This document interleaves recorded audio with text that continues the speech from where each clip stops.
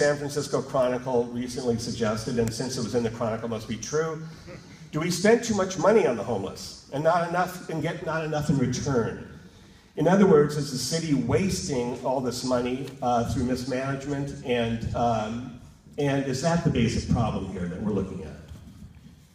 You know, it's so it seems like a lot of money when you look at it, 240 million, and I think there's a few things going on. First of all, half of that money is not going towards homeless people, it's going towards housing for people who were previously not housed.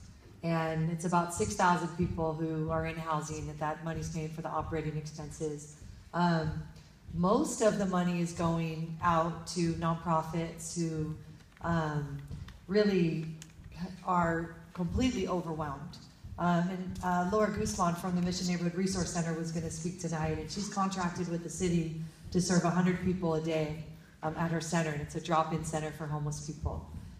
She has about 250 to 300 people going through her doors every day.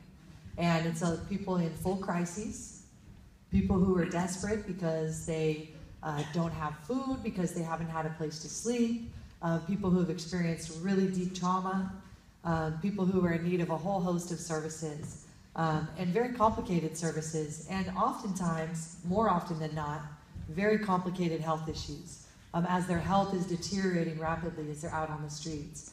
And I think the important thing to remember, there's a couple things about this when we talk about the cost and what we're spending on homelessness. First of all, homelessness polls is the #1 issue in San Francisco over and over again, whether it's the Chamber of Commerce doing the poll, whoever's doing the poll. This amount represents 2.6% of our city's budget.